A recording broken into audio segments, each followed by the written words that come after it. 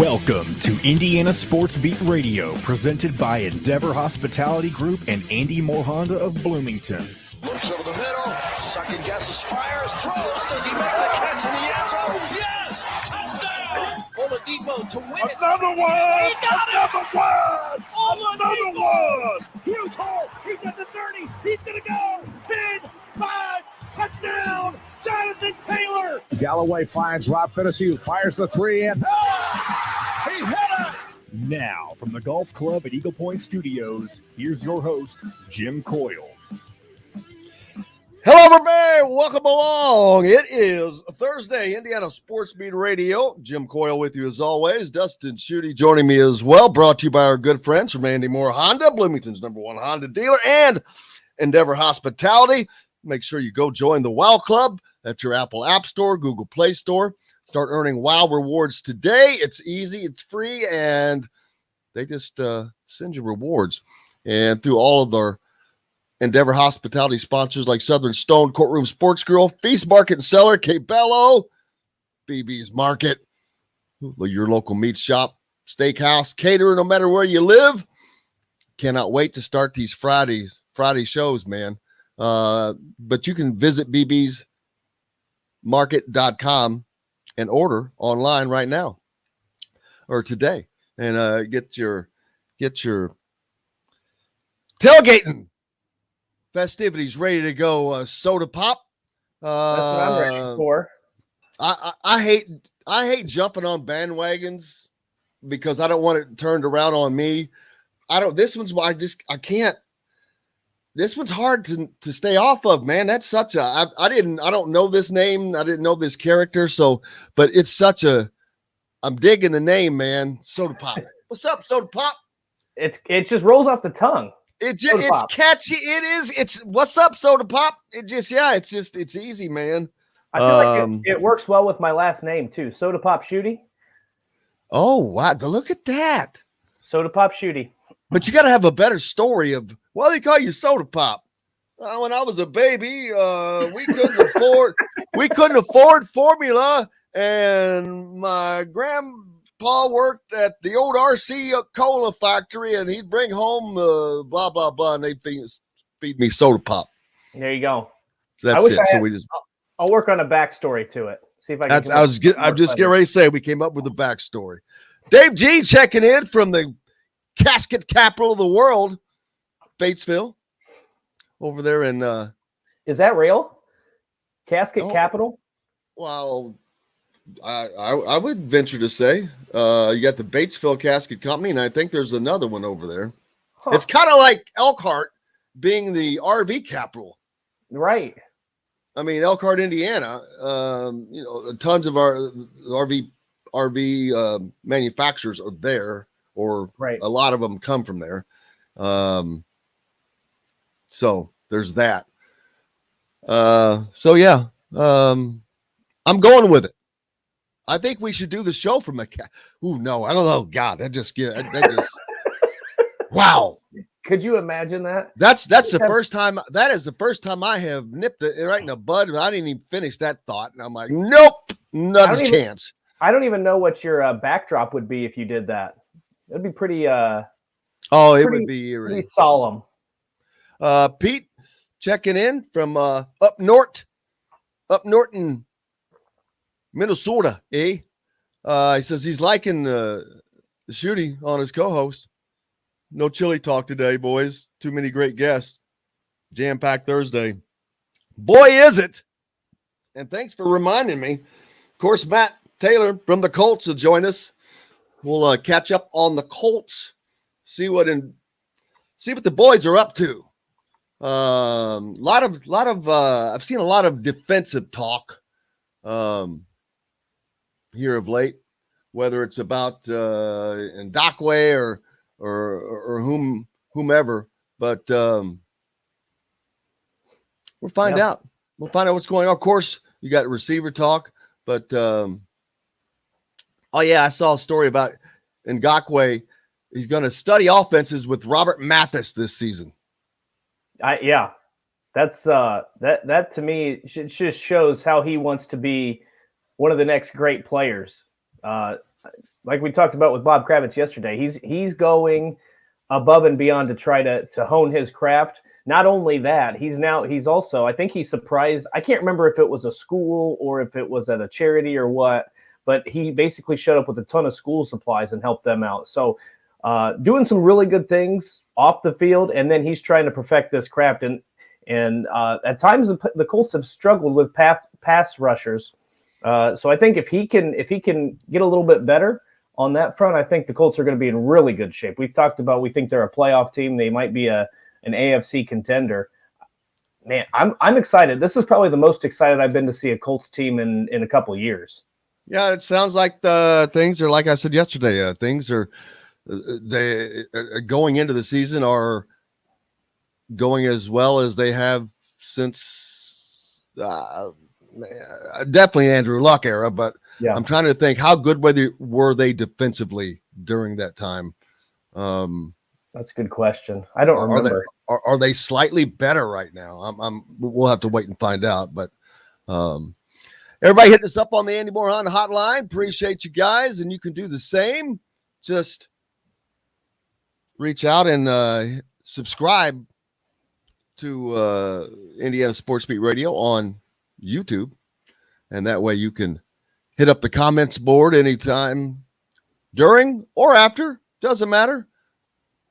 A lot of people listen at their leisure. Listen at your leisure, which you can do. That's one of the great things about Indiana Sports Beat Radio.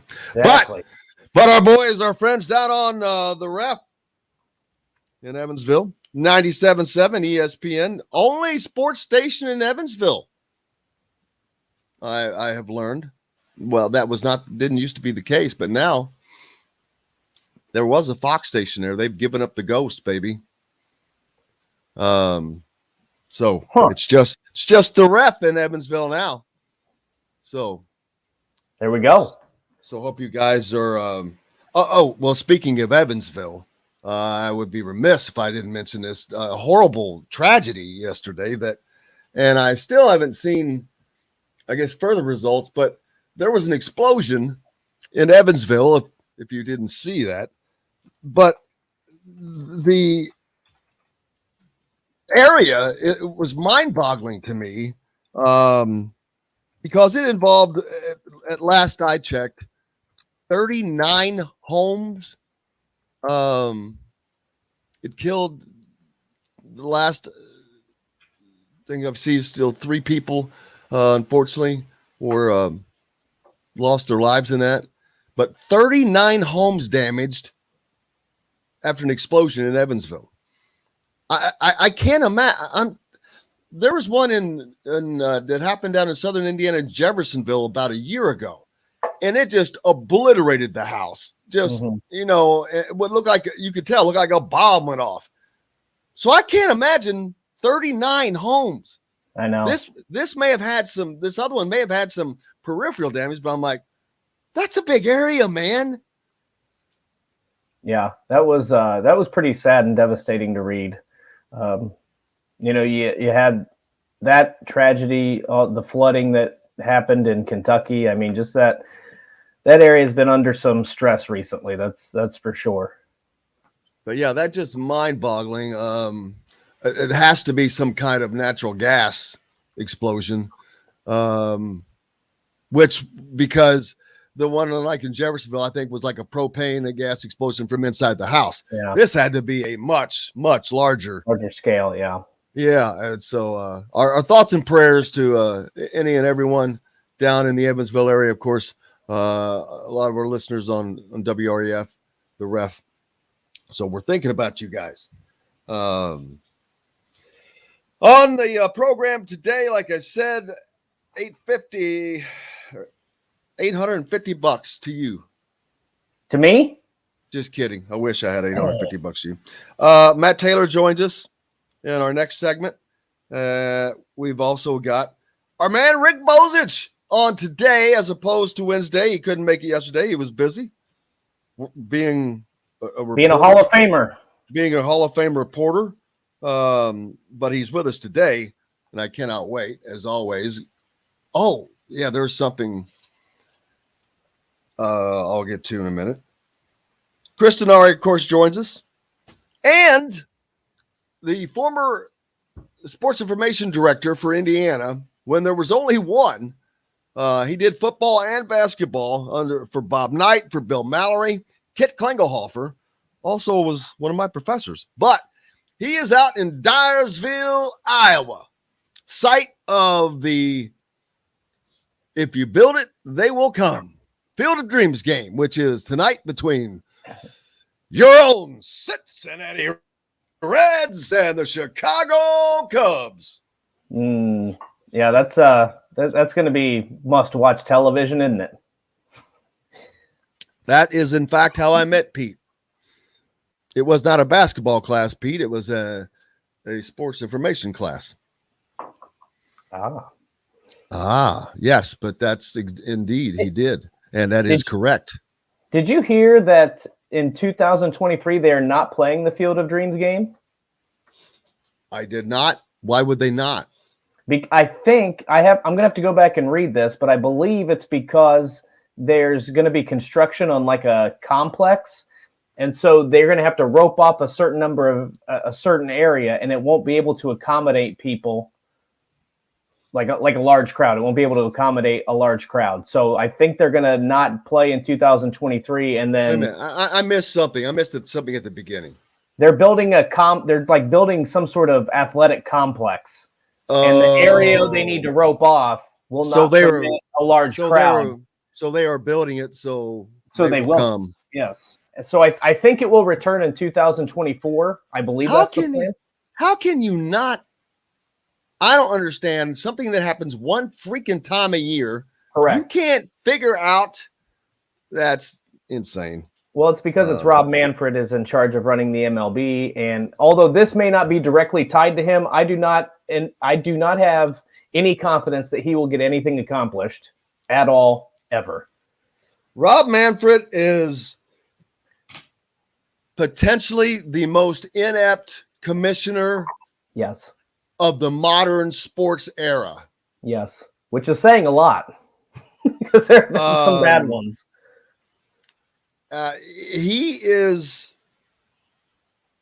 He's non-existent for one thing. If you're a sports fan, you should know every commissioner of the major leagues. I keep forgetting about him because he seems so inconsequential. And I'm like, I always remember him because I think he's just, I don't know the word to describe him, but he just seems so out of touch. I mean, the way he handled the Houston Astros stuff was ridiculous. The way they handled the sale of the Miami Marlins and that whole saga, that was crazy. Just one bad decision after another. Like, I don't know. He's a name I remember for all the wrong reasons. Let's see. We're going to talk about Oscar Tshiebwe of Kentucky. Dude's making bank. We're close to bumping up to take a break, but he's gonna make about $500K in about 7 days. Pretty good. And that's just part of the estimated $2.75 million he's expected to haul in this year. Aren't you sending me a check for $500K in a week? Yeah. Trace Jackson Davis receives Player of the Year in all Big Ten first team honors. Notre Dame's AD Jack Swerbick happy about the Big Ten coming to NBC. We'll tell you why. And here's another wild story. The Beech Grove is your defending 3A state champion basketball score in Indiana just a few months back. Their coach Mike Renfro was arrested for possession and dealing 1 to 5 grams of cocaine. Ooh. He played at Hofstra for Jay Wright, but we'll talk about that as well. Lots more. Whatever else you got coming up, what you want to talk about, let us know. Hit us up on the Andy Moore Honda hotline. You can do so by just going to YouTube, subscribe, hit like. That's all you got to do, man. It's simple. We're back with more. Matt Taylor from the Indianapolis Colts joins us next, brought to you by our good friends from Cabello Restaurant, a part of Endeavor Hospitality. Cabello, located on the square in Bloomington. located in the heart of downtown. Visit Cabello to experience the taste and traditions of the Italian heritage right here in Southern Indiana. Back with more Indiana Sports Beat Radio right after this. We'll be right back to the Golf Club at Eagle Point Studios for more Indiana Sports Beat Radio with Jim Coyle, presented by Endeavor Hospitality Group and Andy Moore Honda of Bloomington. Whether you're visiting Bloomington or a Cutter. Hey, Joe. Yep. Ask John if he has a list or an order that he uses for the sponsor logos, because he kind of does, and it kind of keeps me in check, because I remember him, and Cabello was actually had. Have you changed it since the one I have? Southern Stone, then Cabello, and then it's going to be Feast coming out of this break.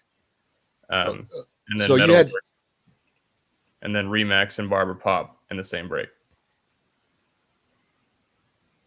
Okay.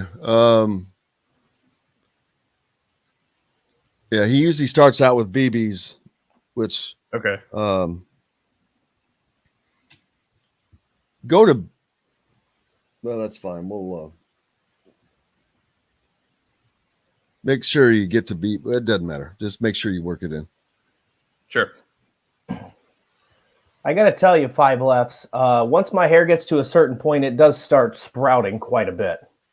So what do we got going? Did I miss something about your hair? Yeah, Five Lefts said Dustin's hair grew a lot overnight. Holy moly, there's a lot. I missed up on a ton of comments I got to get caught up on. I'm taking the razor to it this evening, though, so tomorrow I should have. I did not know this. The Big Hurt, Frank Thomas, is a owner at the Field of Dreams. Said the other day that they are building 9 baseball and softball fields. Well, that makes sense. I mean, that's a place where instead of having people come once a freaking year, you can have them come all the time and use that as a destination. You know what needs to happen is the Big Ten needs to go there and play the play Big Ten baseball tournament. In the Field of Dreams. Rotate it between that and Omaha. Manfred, what a moron. His title's on the trophy, Commissioner's Trophy. He's such an idiot.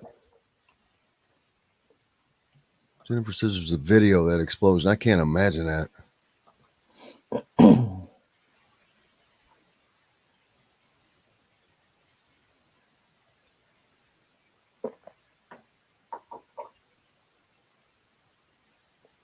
Got to get caught up on throwing up my peeps.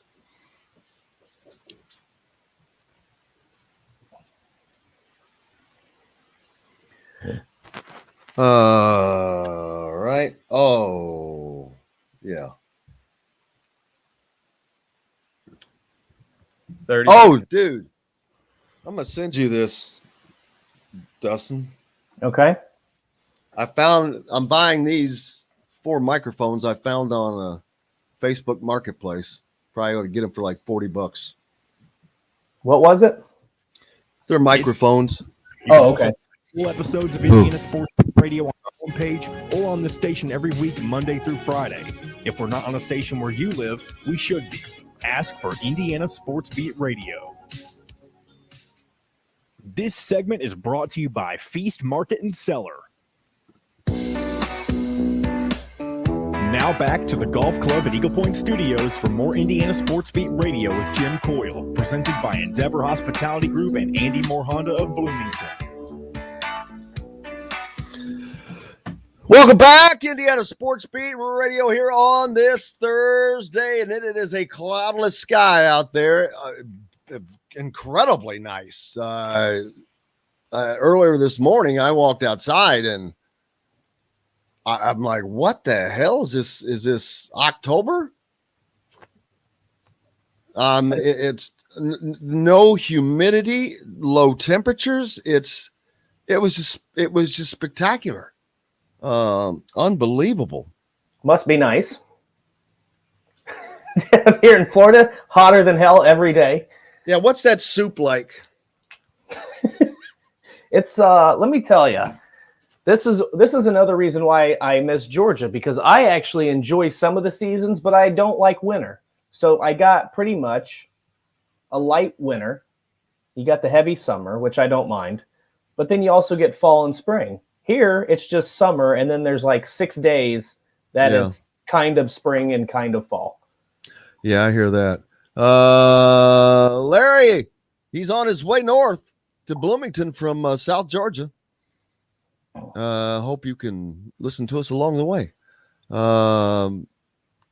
Steve P says good morning. Hello from just south of small town USA. Always a good place to be, just outside of there. John C says hello as well. David G's on the line. Steve. Michael talked about the Colts are working to finalize an extension for Quentin Nelson. Big names. I mean, they've got some big names on this team. It's not like they're left with nothing.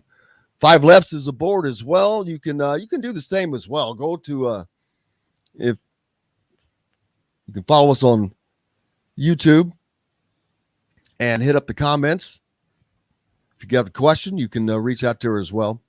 He thought you grew your hair overnight. Yeah, I'm saying once it gets to a certain point, then it just kind of really sprouts. So I need to take the razor to it this afternoon or this evening, and then hopefully tomorrow morning, all that'll be gone. Bill's in the UP, man.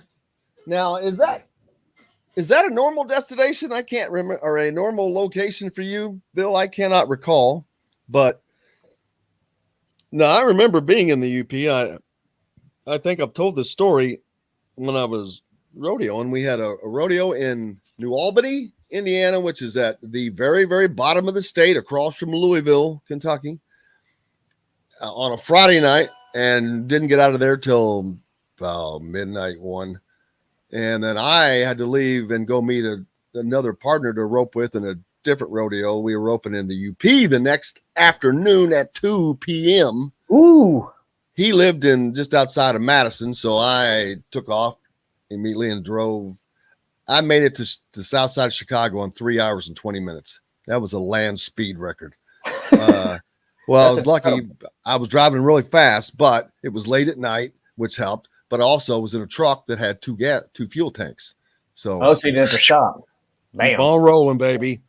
But night before, it was like hotter than Hades, man. It was 90 and 90% humidity. And then get up there, I had to wear a jacket the next night. Beautiful. It's so beautiful up in the UP. Right. Man. Whispering Bill Anderson. Just kidding. Bill A., born in New Albany, raised in Pekin. Pekin, don't you weaken. Site of the nation's longest, oldest, continuous 4th of July celebration. Yeah, Jim. There you go. Matt Taylor with us. Thanks a lot. You got to let us know that there, JoJo. Matt Taylor joined us. Matt, sorry, we've got our backup producer today. How are you doing, brother? Hey, I'm good. I'm full time. Let's go. What's going on?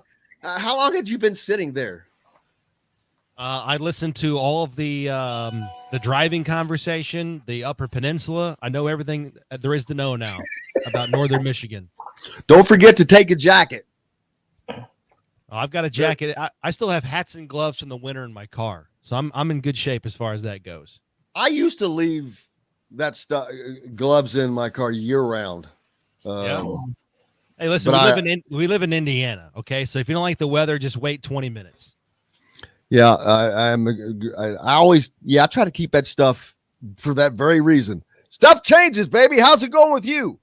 Oh, good. Yeah, good. Just kind of the midst of the dog days of training camp, and another practice today for the Colts up at Grand Park in Westfield. Be heading out up there in just a few minutes, and then first preseason game is Saturday in Buffalo. So things are progressing and heating up a little bit.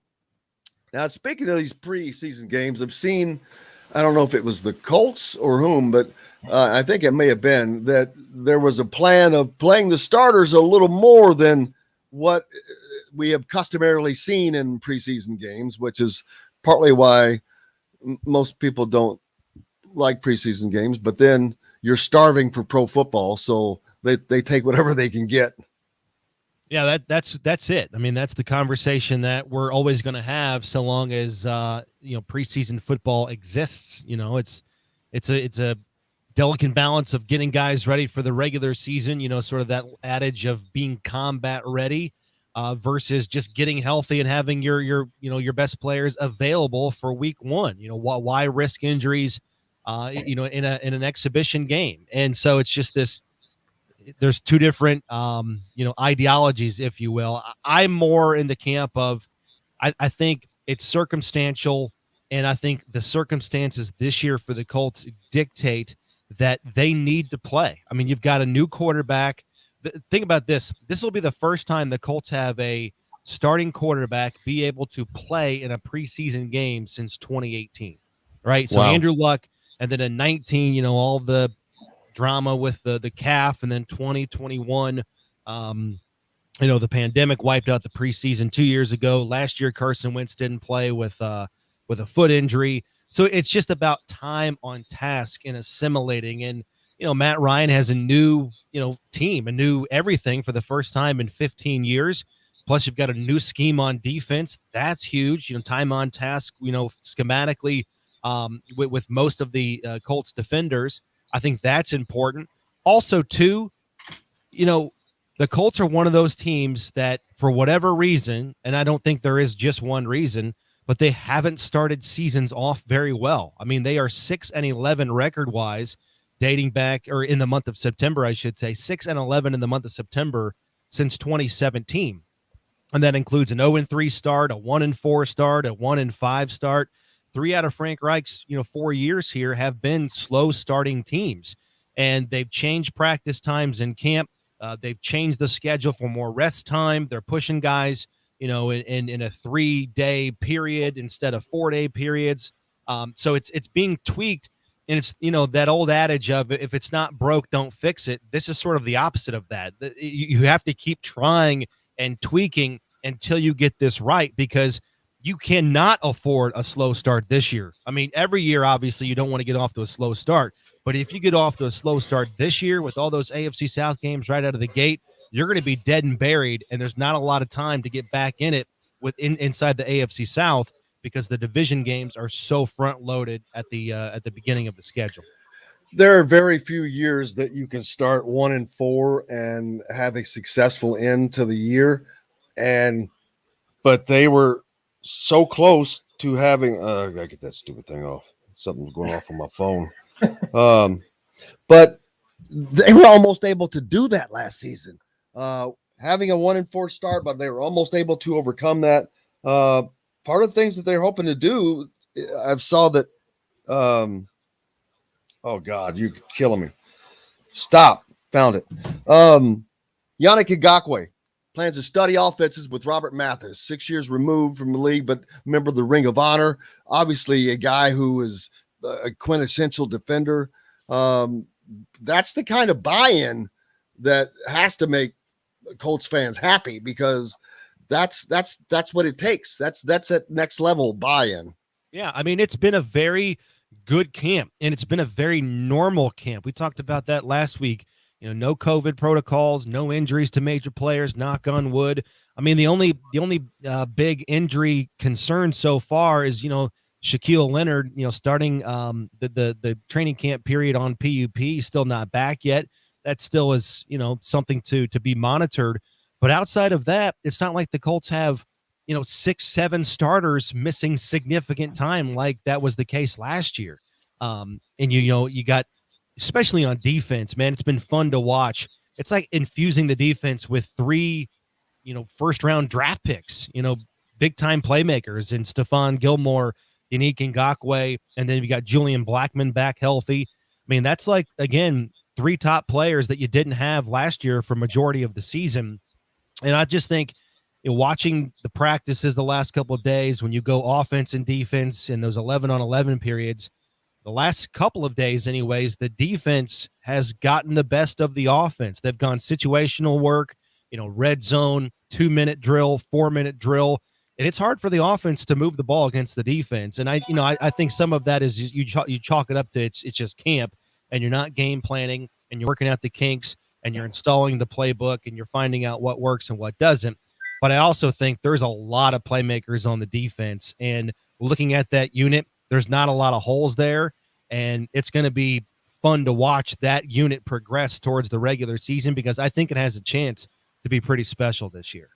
Well, and one of the things I think, Matt, that one of the reasons I think that this is a smart move for the Colts to play a lot of their starters, and we don't know times and all that stuff, but you only learn so much in camp. And sometimes when you're going through new schemes and you have new pieces, a lot of times the defense is going to be ahead of the offense. And I understand too that you're not going to learn maybe a ton from these preseason games, but I think that you're going to have the chance to learn at least a little bit more about your team going up against a difference, right? They're not going up against themselves. They're not going up against each other like they have in off-season training and through the first couple weeks here of fall training camp. So I think that's a huge asset. But what are you looking for in that first preseason game? What's going to be something that's going to catch your eye in those first preseason games that you'd like to see based on what they've done in camp?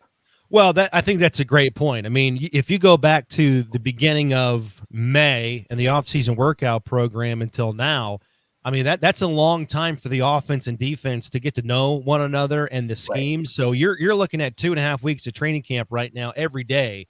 And, yeah, a guy like Stephon Gilmore knows the Colts offense just as good as Michael Pittman Jr. So he knows what's coming before it comes.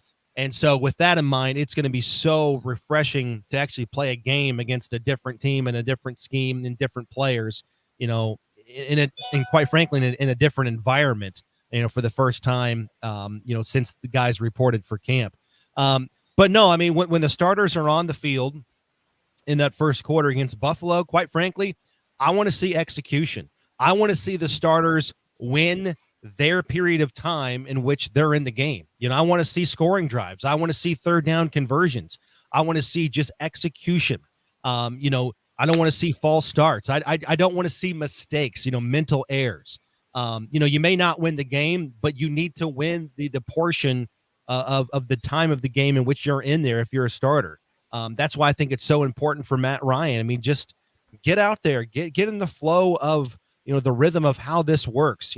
How do I receive the play from the sideline from Frank Reich? How do we huddle? How do we get out of the huddle? Who needs to be, instructed to line up correctly? Just get all of that stuff out of the way in time for the regular season.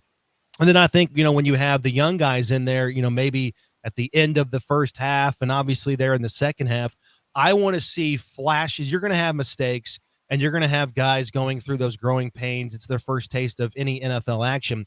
But I want to see you flash. I want to see why the Colts drafted you. I want to see the trait that they drafted you on. I want to see that show up on the game field. And I also want to see some of these guys, the risers and the guys that have had good camps. I'm eager to see if it translates to the game field. It's one thing, to beat some guys in one-on-one drills that you've seen every single day in practice, but can you beat, a Buffalo left tackle, off the edge if you're a defensive end, on that, and you only get 1 or 2 snaps at it, right? So I want to see those things translate from the practice field to the game field if you're a young guy. And then for the starters, I just want to see execution.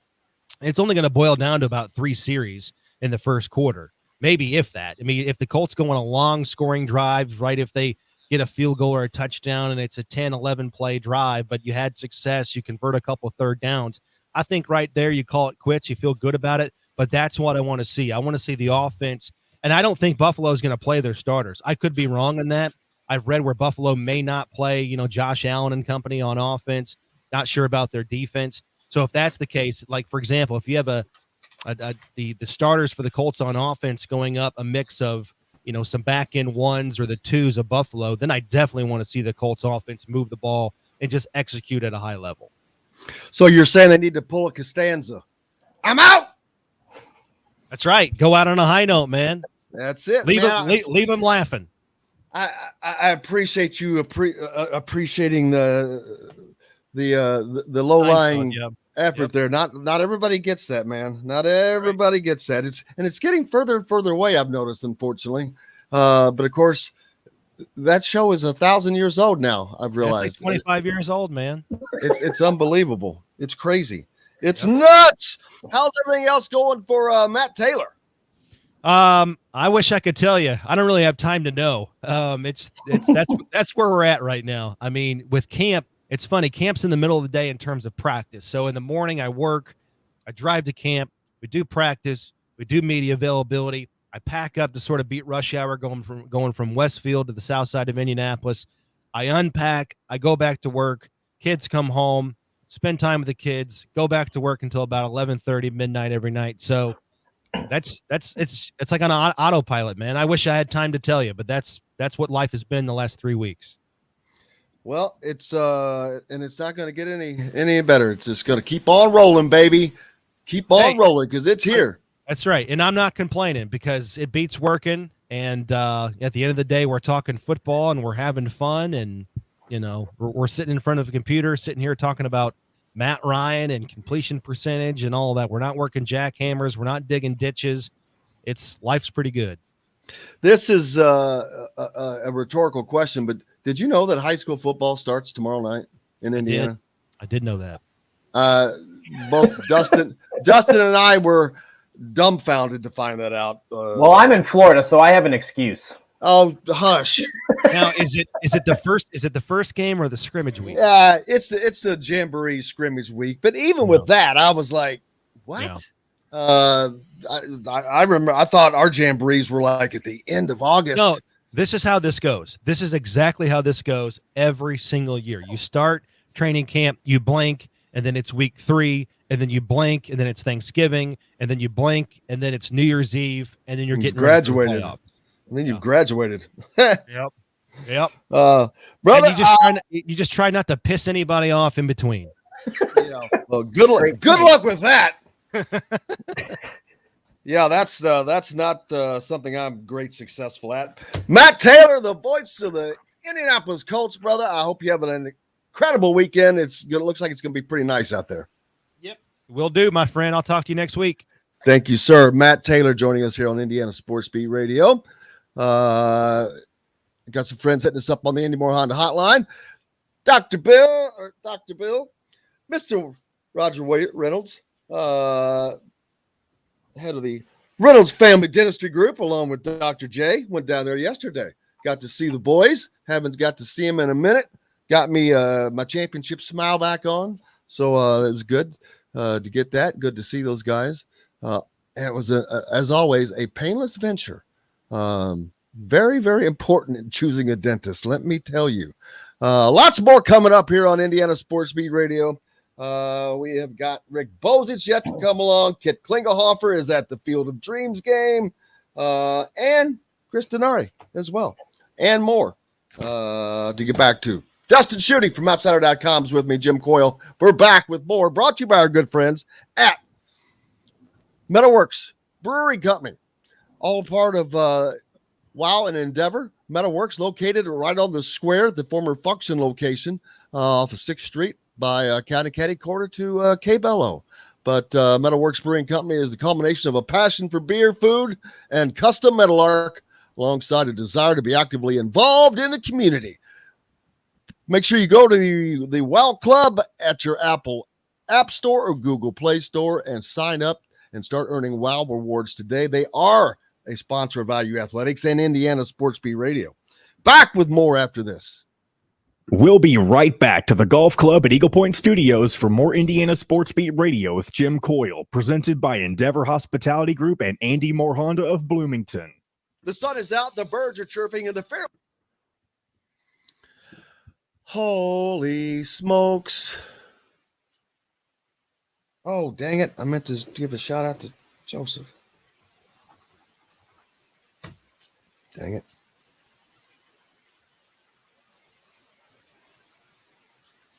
Got quiet there. I was eating. There we go. I was going to say. I didn't want to chew in people's ears. It makes me nervous, though, when it goes quiet. Choo-doo-doo.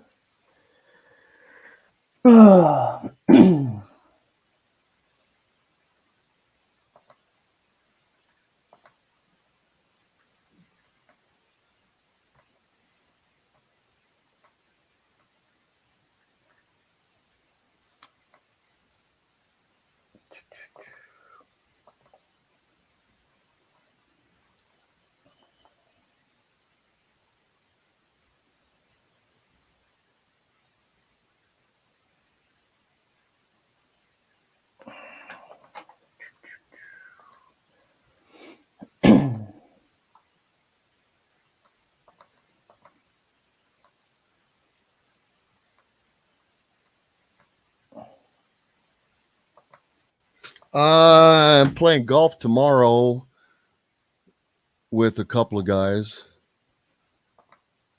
That if you were here, you would be playing in. I'll tell you afterwards. Are you talking to me? Yep. Oh.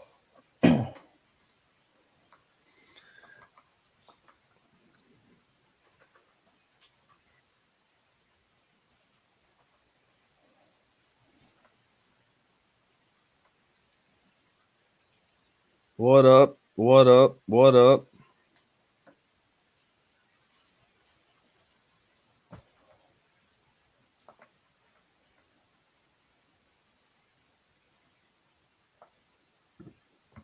$30 seconds.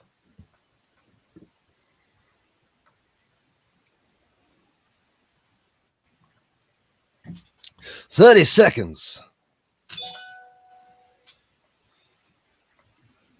Civics, CRVs, HRVs, and pilots. See dealer for financing deals.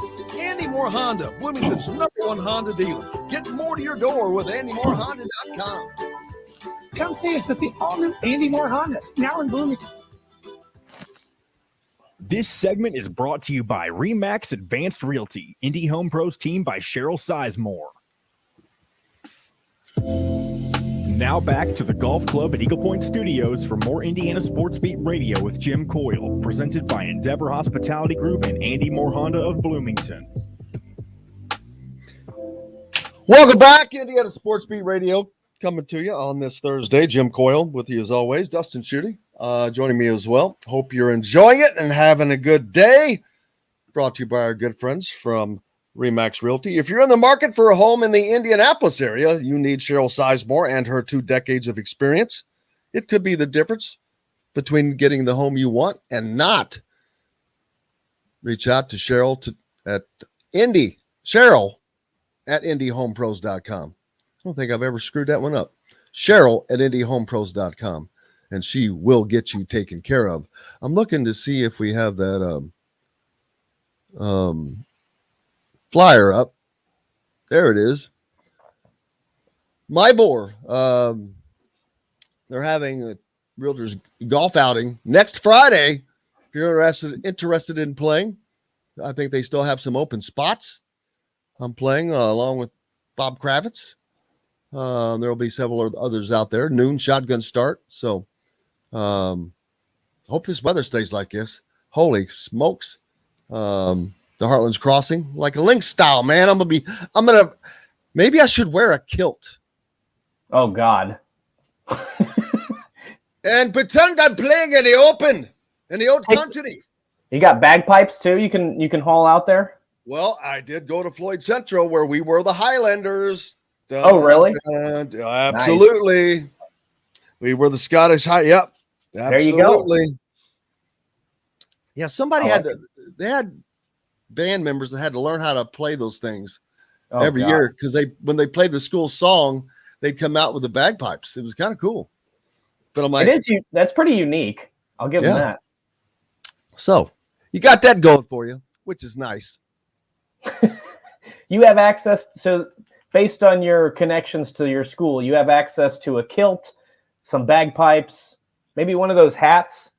You know, I don't even know, like a plaid hat with all on top of it. I don't know what you call any of it, but they had it, all of it. The bagpipes, the mascot that they came up with in the early 80s was basically a Highlander. He was, big Scottish dude in the kilt. Of course, I don't know how wise it was to send out a mascot in a kilt. Even though I know that they were warriors back then. When you're in high school, it doesn't matter. It's a kilt, man. You got a dude wearing a dress. dude wearing a skirt. I've seen that at a lot. Well, I don't know about a lot. I've seen it frequently at Notre Dame football games or a game in which Notre Dame is playing. I see a lot of people wearing a kilt. Well, unfortunately it's a lot of different places here of late. People are just starting to wear them overall. I don't think I'd like that. Yeah. Dick Vitale is doing his annual best to resuscitate what I call the best college basketball series that is not Indiana and Kentucky. It's been over 10 years since the two have played in a regular series. The last time Kentucky visited Bloomington, 2011, when the watch shot happened.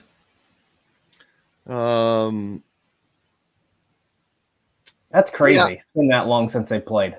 Yeah, it's stupid. It's just It is really stupid. I agree. Well, I mean, they played in the NCAA tournament twice.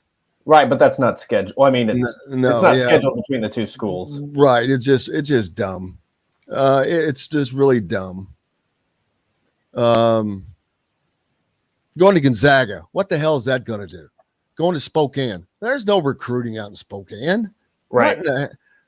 I'm sorry. It's just I'm over. I just get over people like that. It just there's too much control. He should not have that kind of. He should not have that. One person should not have that much control over that series happening or not happening. No, I completely agree. But now here comes the next question. I'm sorry. Go ahead. Now I've lost my train of thought. But what's your question here? Maybe it'll tie back in. One person should not have that much power on whether or not that series happens. Right. It's much bigger than he is. Bigger for college basketball, bigger for the fans. So he just should not have that kind of power, and Kentucky shouldn't give him that kind of power.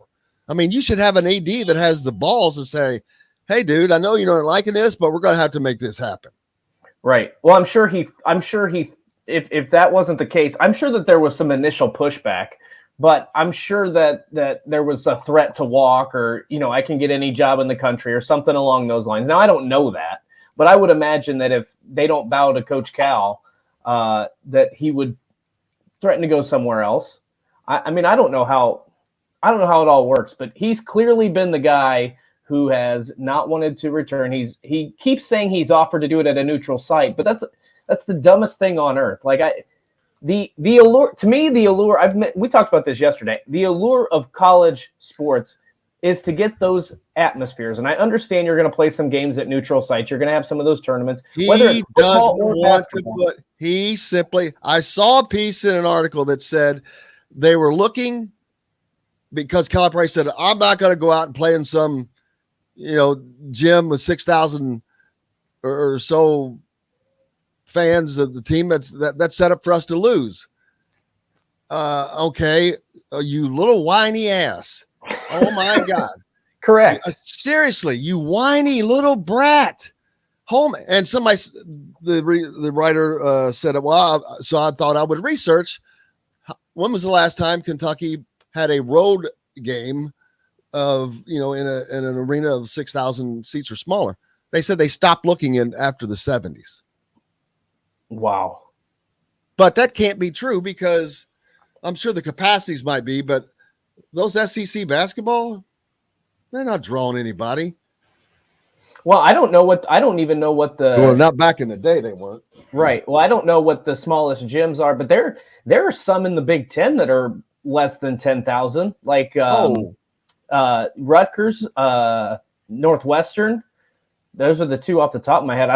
Those might be the only two, but I'm sure that the SEC's probably got one, maybe two. I don't know.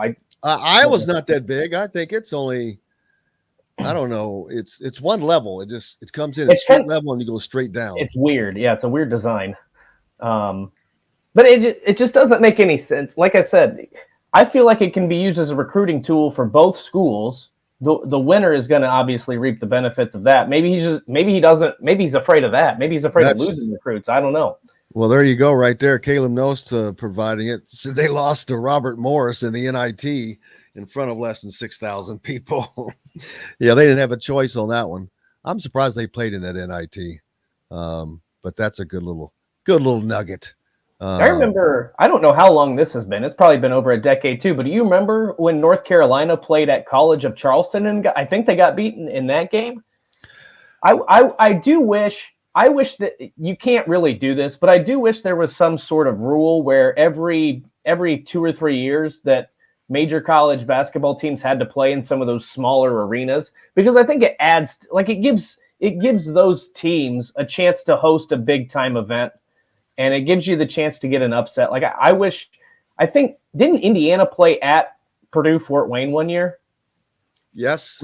Yeah, they did that. I know Purdue went and played at Indiana State one year. Like, I think that sort of stuff should be required, not every year, but once every 3 years. It's not going to kill you to go and play one of those type of games. Go to Ball State, go to Evansville. I get it, and I agree. I was just going to say, have Indiana go to Evansville. How big would that exactly. be? Exactly. It would be gigantic. You could play in the Ford Arena, whatever, and that would not be. I don't think Indiana would be at any disadvantage at all from a fan perspective. So yeah, that would be nice. But then you've got, unfortunately, in the state of Indiana, you don't just have Evansville. You've got Ball State. You've got Valparaiso. Right. IUPUI. IU Fort Wayne. Let's see. Am I missing Indiana State? There's 6 other division, and that does not even include Purdue and Notre Dame. Right. So I and just named off 6. So there's like 10 Division I basketball schools in this state. Well, that's why I say you don't have to do it every year. But if you did the Big Four, Purdue, Indiana, Notre Dame, they tried that. It was called the Crossroads Classic, and it sucked. I know, but I know, but those 4 could split up and go to Ball State, Valpo, Evansville, IUPUI. They don't have to do a rotation, but if they just scheduled those, I think it would be better. But I mean, I'm probably in the minority on that. I just think it's cool for those smaller schools to get a chance once in a while to host a big time team for the students, for the fans, for everybody involved. I always think that's really cool when they get a chance to do it. This is probably also 10, but Kennesaw State hosted Georgia Tech. That was a huge deal for that campus, and it's only happened once in a decade. But that's the kind of stuff that I always think is really unique. But well, here's the question for the fans. But first, a shout out to my man Joseph Fix. He's over getting everything ready at Stonecrest. I'll bet they're going to have an incredible day today. But what in the world? Oh man, I had a great point to make. Daggone it. See, I can't change thoughts. Jim, do that. Gyms, big schools playing in smaller gyms, going to smaller schools. Yeah. Am I stirring up anything? No. No, it's there. It'll come back, but Indiana is they don't need to play those schools. It does them no good whatsoever, and it is nothing but a risk. Indiana football going down to Western Kentucky last year. Good Lord. They should never, ever, ever, ever put themselves in that position. Well, to me, football is totally different because you can lose a basketball game and it not completely wreck your season. You lose a game in football, then bowl eligibility becomes especially at Indiana, bowl eligibility becomes a question. If you're a higher ranked team, you might not get into the college football playoff, that sort of stuff. So I get it from the football perspective. Plus, you only get 12 of those. Basketball, you're playing 30 games. You're going to get upset somewhere along the line, chances are. So chances are. Little 5 for fighting. Little 5 for fighting. I have no shame, as you can tell. ADHD at its finest, baby. Thoughts come in and out. Hey, man, we've got the Hall of Famer up next, Rick Bozich from WDRB.com, joining us. Always a blast, and getting caught up on everything going on with the Rickster. Major League Baseball. I'm looking forward to talking to him about the Field of Dreams game as well. I was watching the White Sox, trying to watch the White Sox last night, only for Ozzie Guillen's post-game show, and I fell asleep. But back with Rick Bozich and Indiana Sports Beat Radio, brought to you by our good friends from Barber Pop Real Estate Services. If you're down in the Louisville, Floyd, Clark, Harrison County areas, Southern Indiana, you need Matt Lincoln from Barber Pop. Reach out to him, Matt at barberpop.com. Their 3 decades of service there will get you taken care of. We're back with Rick Bozich right after this. We'll be right back to the golf club at Eagle Point Studios for more Indiana Sports Beat Radio with Jim Coyle, presented by Endeavor Hospitality Group and Andy Moore Honda of Bloomington. Andy Moore Honda is Bloomington. Hello, Rick. What's up, guys? How are you? Good. I've got some Bubba's coupons for you, by the way. I was down there yesterday. I had to go to the dentist. So I ran in there. I heard that I stopped by and visited some friends, and they are not sports people, and the fact that they're the ones that told me this about Fred's deal with Trinity. And I was like, what? I'm like, I can't say anything. I said, he's my mentor, but I was like, whew, he should be suing WLKY. So he should be suing. Yeah, that's a bad man. He's done. That's not good for you me. Go on our Facebook page where we posted the story. I mean, it's like 300-1 comments against him. It's ugly. I don't understand why he would do that. I don't know who advised him on that one. And he didn't, supposedly he didn't tell Channel 32. They found out about it like from a third party. Oh my God.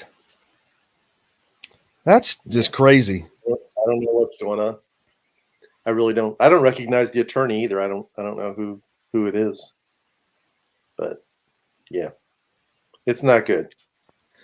What's new with you, man? Oh, this week I've been doing stuff with Jerry Eves. He's doing that stuff at Simmons College, giving away a house to one of his players. Oh, watching baseball, following the Big Ten's breakup with ESPN, and wondering if that'll be the end of the ACC Big Ten Challenge. Yep. Trying to find out if there's any reason to think IU football is going to possibly contend for a bowl bid. It's going to be about it. It all comes down to game one. Scrimmaging tomorrow. Is that correct? What is tomorrow? Friday? No, tomorrow's Friday. Yeah, I thought I heard Tom Allen talk earlier this week. They were scrimmaging Friday. I know that we have an availability with the quarterbacks tomorrow. Tomorrow, yeah. And it's just 2 of them, huh? So those are the only 2 that have a chance? I mean, at least they're not. Dexter Williams isn't a factor?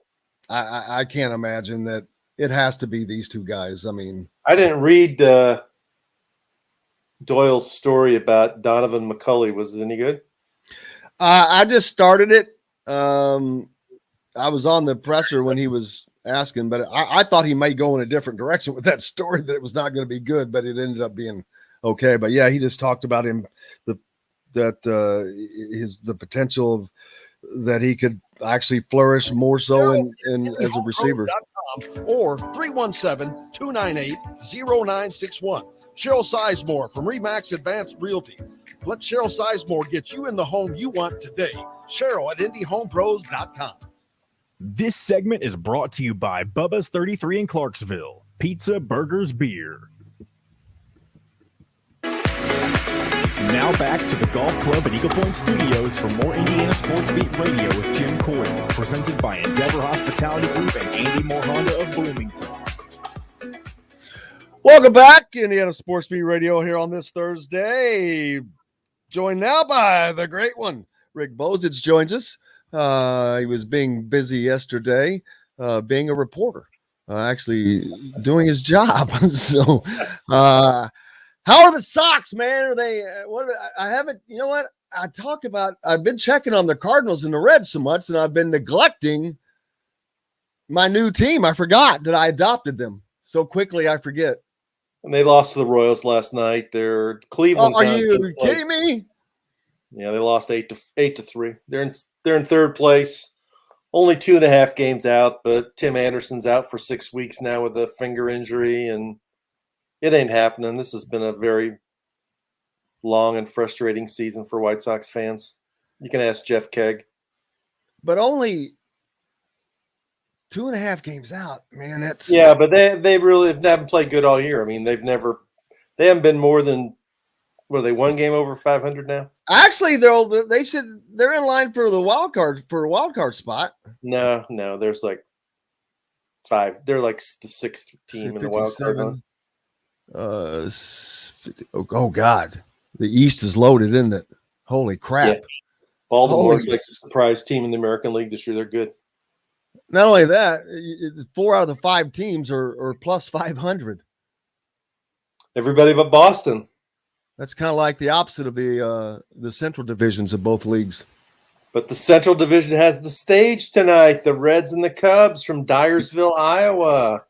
And speaking of which, and I was going to tell you later, and you're welcome to stay on for the last segment. Kit Klingelhofer is joining us from Dyersville, Iowa, baby. Oh, he's got a ticket and he's going? Yeah, he is out there in Dyersville right now, ready for the game.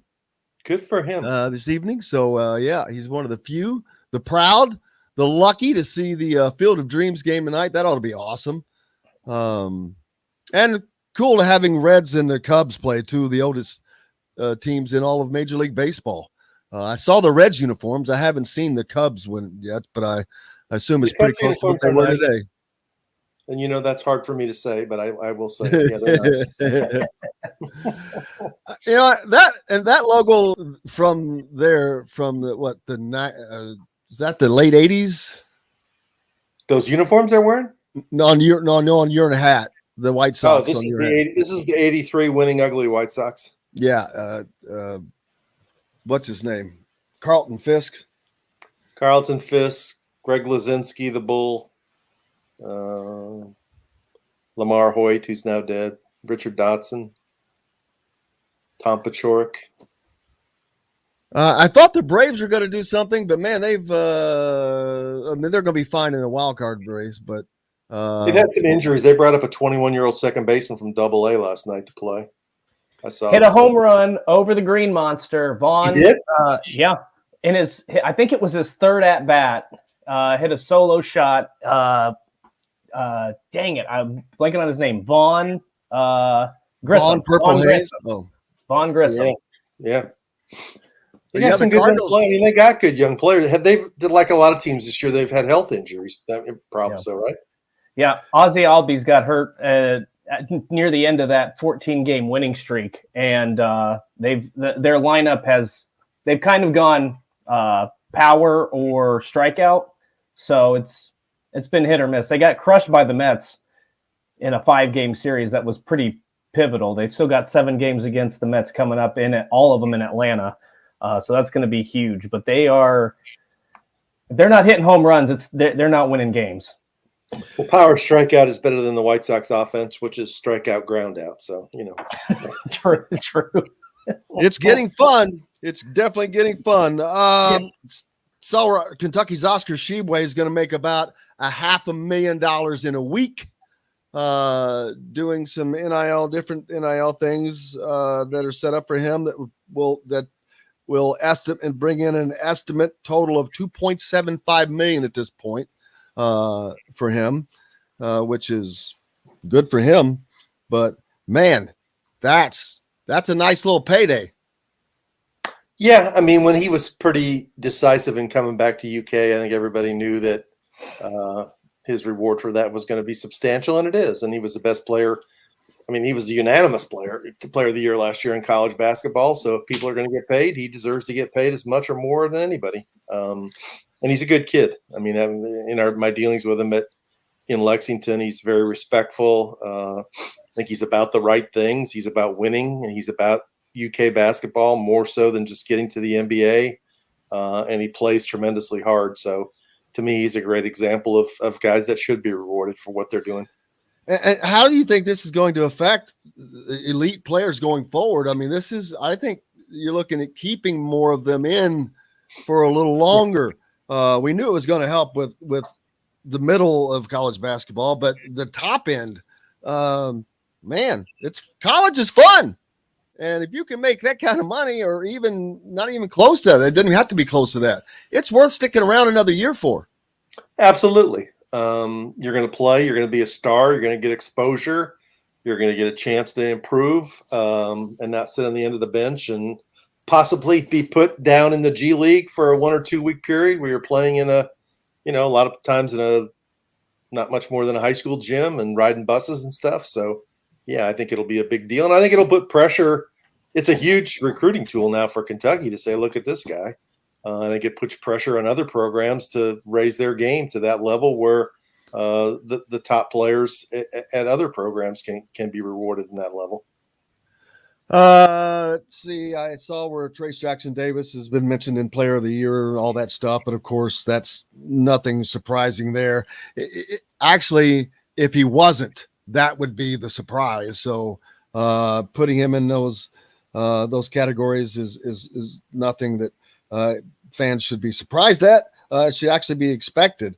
And as we got football to get through, of course, but everyone is always thinking about basketball, as we just talked about with Oscar Tshiebwe. And now it gets kind of quiet. The recruiting scene's got kind of quiet. Michigan State has snuck up, and I started talking about it right before it happened, because you could see it landing Xavier Booker, and Drayden Gibbs-Lawhorn. Tom Izzo has pulled together a really nice class. They got the guy who committed from Purdue. I believe. Did he not commit there already? I believe. I don't know. I know they got the guy named Cohen, who Indiana had recruited. Oh, it's Cohen Carr. Cohen Carr. I'm sorry.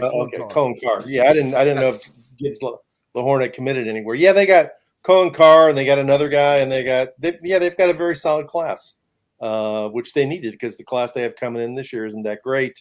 In Indiana, the 3 guys they brought in that 1 week, it looks like they're down to just Arrington Page, and that's it. And if they get him to go with Cups and Ja'Kai Newton, it's still a very solid class. And they've got a lot of guys who should be back the season, not this coming season, but the season after. But what I look at for Indiana, there was a story earlier this week about breakout candidates in the Big Ten, and I saw somebody noted that nobody from Indiana was mentioned, and I don't think that's accurate. I would think that Tamar Bates would be a great candidate to be a breakout player. I would think that Jordan Geronimo is a possible breakout player.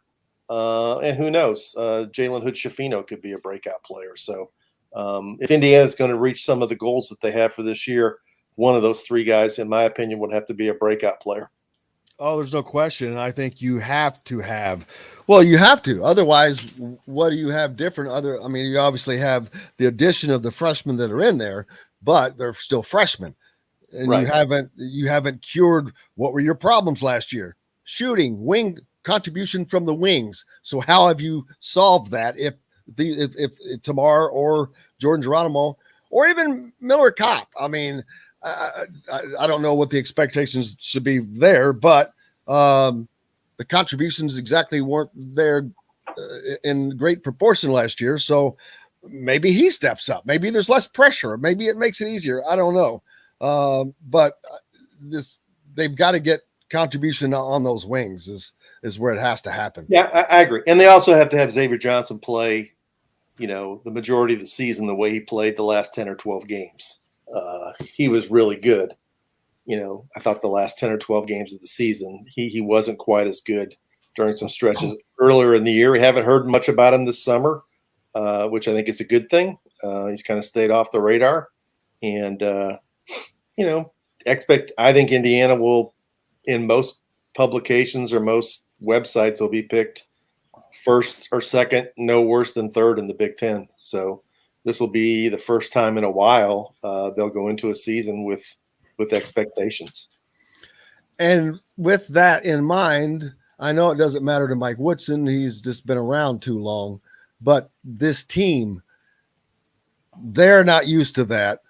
Nobody on it is used to it.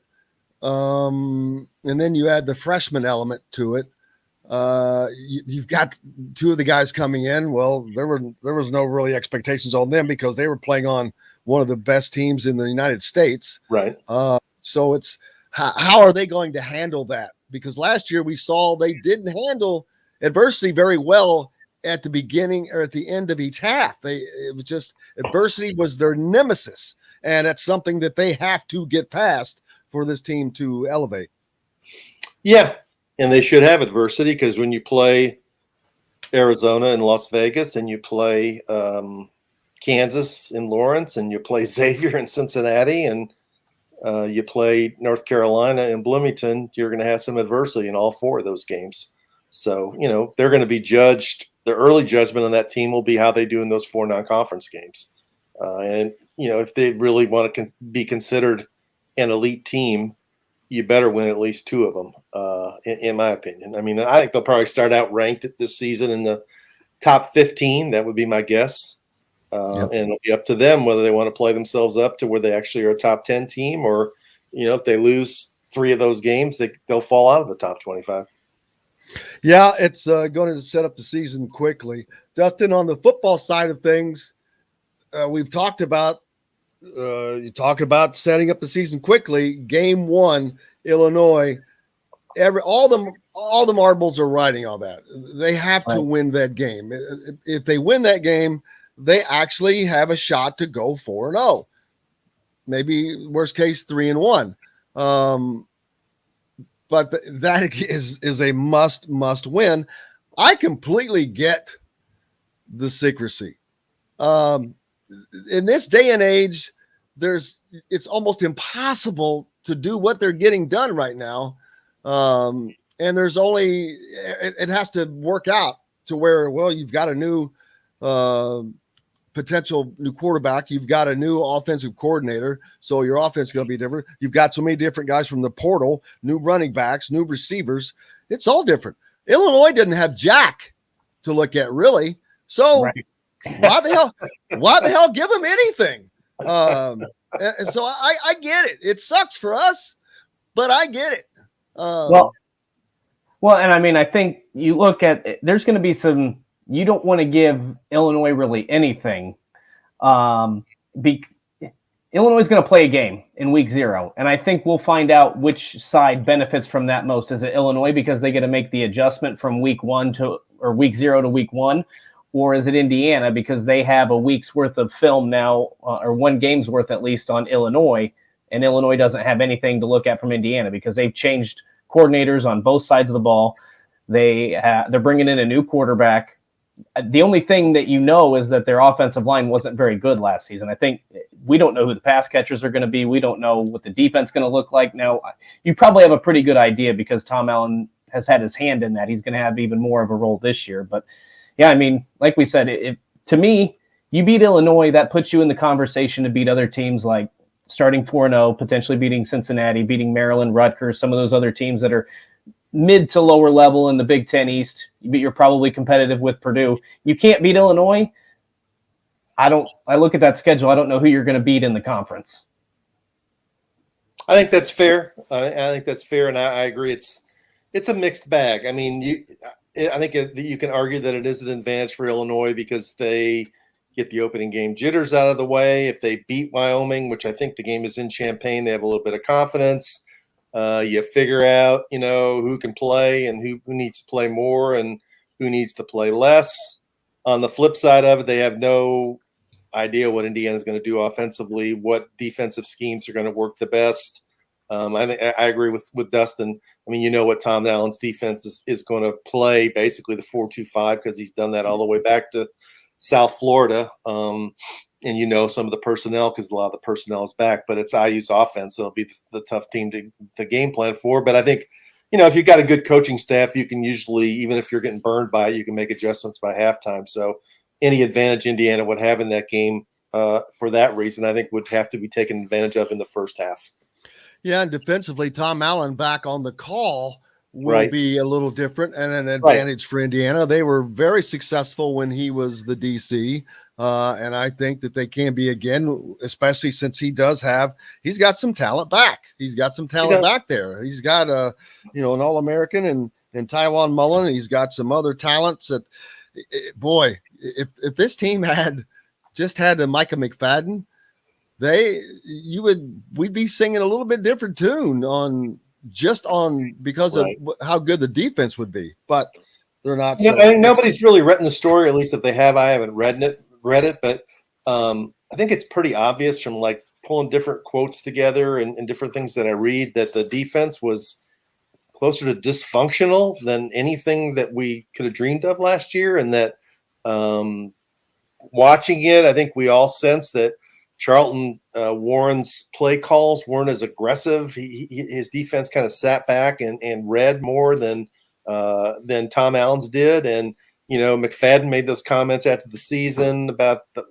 he was happy with some things that were going on. And then we read that didn't McFadden Warren lived in a trailer. He never even moved his family to Bloomington. So you wonder how invested he really was in the program. And, I think defensively, the vibe should be a lot better this year. Now, offensively, it was such a mess last year. When you go back and look at some of the statistics of how bad they were on offense, of 4 touchdown passes total in Big Ten play and, less than 3 yards per carry and, scoring less than 10 points in more than half of the Big Ten games, they got a long way to go to even be average in offense. Yeah. So, we got to see whether they can do it. And I know some of these guys that have come in were at Power 5 programs, a number of them in the SEC, but we got to see if they can do it. I mean, I'm going to have to be shown some proof.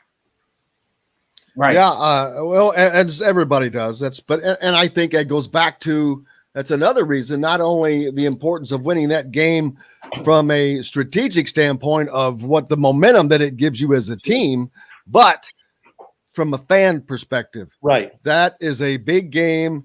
You're setting the tone. You come out, you get a win, a conference win, a start the season win, an important win. That's going to send a message to the fans, and they come back. You don't, then you risk of same old here we go again deal. Yeah, I mean, fans, I think they bought in last year. They were excited. They believed that Indiana football was going to continue and maybe, have an 8-win season. And it all disappeared in the first quarter in Iowa City. And it didn't really ever come back. So, hopefully this will be a different vibe for IU football. There's no expectation. So if they achieve anything, it'll be considered a break, an overachievement. We didn't really get to spend as much time as I wanted, but the breakup of the partnerships, ESPN, Big Ten games no longer on ESPN, unless they're probably playing at an SEC foe or something like that. But it's the only thing that bothers me about that is you can't watch Sports Center or watch the Fox, whatever their sports news show will be, because they're going to only feature their own stuff, which is why you would see ESPN College Game Day at schools that they have their games. So that's going to suck. Well, it's going to suck from just being able to get more news in one spot. Right. Well, I mean, I don't necessarily disagree with that, but at this point, they're looking at how are we going to help our recruiting, and kids don't get. I mean, they're not looking at ESPN or Fox. They're on Twitter, they're on Facebook, they're on Instagram. I'm talking about me. I don't care about those kids, man. I want to watch stuff. Yeah, but all the commissioner cares about, all those coaches and presidents, they just care about young eyeballs. So they don't. It doesn't matter to them about ESPN. 15, 20 years ago, that's why everybody was champing at the bit to try to get on ESPN, sign some sort of deal, because they had Sports Center. They were the premier hub for sports. Now anybody can broadcast the games, and when Sports Center is no longer the premier show to get all of your sports highlights, you can get it on your phone. And now it's just become the highest bidder. Make sure you go to WDRB.com. Rick Bozich has got some great articles up. There's one right now about former player Jerry Eves partnering with the Louisville business to provide housing for Simmons graduates. Homes, they get their own home. It's an amazing thing. That is a very, very cool thing, man. So, and lots of other great things as well. Rick, I cannot thank you enough, man. All right. Thanks for rearranging me to Thursday. We'll see you next week on Wednesday, guys. Have a good week. Appreciate you. Have a great one. The great Rick Bozich. I said hi. I will do so. I had the segment screwed up. I thought it was the next segment, and it's actually the last segment because you're usually on the next to last. But you're welcome to come back. I got some stuff to do, but tell him I said hi. I know he's will a big do so. Reds fan. This will be a big night for him. Absolutely. Bye. Rick Bozich joining us. We've got lots more coming up here on Indiana Sports Beat, brought to you by School Courier. Back with more right after this. Chris Denari joins us. We'll be right back to the Golf Club at Eagle Point Studios for more Indiana Sports Beat Radio with Jim Coyle, presented by Endeavor Hospitality Group and Andy Moore Honda of Bloomington. Whether you're visiting Bloomington or the fact that I'm only 5 minutes late is amazing. Only 5. How's it going, Chris? Got 5 people on today, man. It's good, guys. How are you? Person. I'm good. Doing wonderful. Are you a griller? Got my coffee. Are you a griller? Am I a griller? I like to grill, but I'm not the griller. My wife is the griller. Oh, but you're a grilling family at least. Yeah, I mean, we probably don't do it as much as we should, but we're a carry-out family. Hey, what are we going to do? Carry out tonight. It is the way to go. Found a new place where my wife had been there before in Carmel, had this unbelievable Cuban sandwiches last night on I mean, they were fantastic. Man, I love a good Cuban sandwich. Man, it was good. It's this place west side of Carmel called Fat Dan's Deli. Oh, and there's one in Bloomington.